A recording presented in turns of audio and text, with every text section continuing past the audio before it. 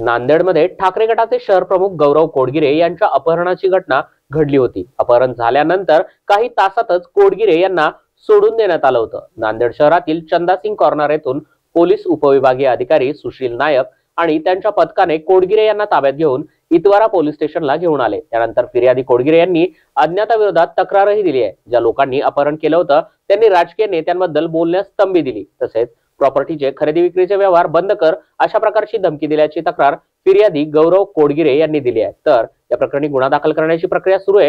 या दरम्यान अपहरणाचं नेमकं कारण काय आहे त्या अनुषंगाने पुढील तपास देखील सुरू आहे, अशी प्रतिक्रिया उपविभागीय पोलीस अधिकारी नायक यांनी दिली आहे। मी गॅरेजवर माझ्या गाडीचं काम करत बसलो होतो, त्यावेळेला अचानक काही लोक आले। त्यांनी मला जबरदस्तीने ओढून नेलं, गाडीत बसवलं आणि मला नंतर त्यांनी 1 तासभरानंतर त्यांनी मला सोडून दिलं।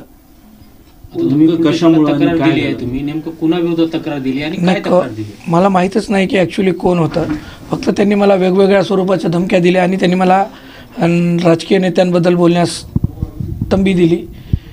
आज तुला फक्त उचलले, याच्यानंतर जीवे मारून टाकू बोलशील तर, आणि प्रॉपर्टीचे व्यवहार खरेदी विक्री बंद कर अशा प्रकारची मला धमकी देण्यात आलेली। तुम्हाला कुणावर शंका आहे, म्हणजे कुठल्या राजकीय पक्षाबद्दल किंवा नेत्याबद्दल?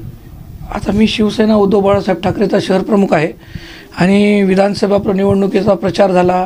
आता काय खरी परिस्थिती आहे मला माहिती नाही, पोलीस तपास करतील।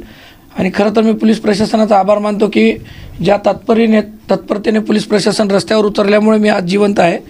बाकी बाळासाहेबांचा आशीर्वाद, माझ्या आईवडिलांचा आशीर्वाद आणि पोलीस प्रशासनाचा आशीर्वाद, मी आज तुमच्यासमोर जिवंत आहे। बस तुम्ही म्हणालात की गौरव कोडगिरी म्हणून पीडित व्यक्ती इथे आले होते। त्यांनी अपहरणाची तक्रार दिली आहे।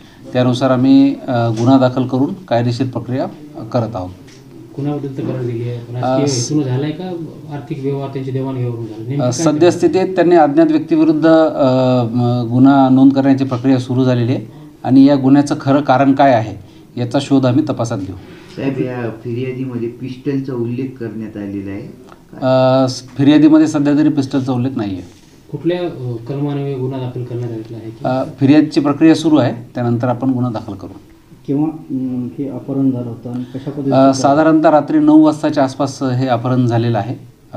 त्यानुसार आपण आता पुढची प्रक्रिया आणि तपास सुरू केलेला आहे। फिर्यादीनुसार पोलिसांच्या सतर्कतेमुळे ते वाचलं असं त्यांनी सांगितले आहे।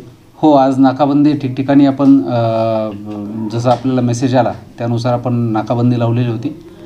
त्यामुळे आपल्याला पीडित व्यक्ती फार लवकर शीघ्रतेने आपल्या याच्यामध्ये सोडवण्यात आपल्याला यश आलेलं आहे। प्राथमिक चौकशीमध्ये कुठला राजकीय हेतूने अपहरण झालं होतं का किंवा काय निष्पन्न झालं का? नाही, सध्याच तरी एकदम प्राथमिक अवस्थेत आहे फिर्याद।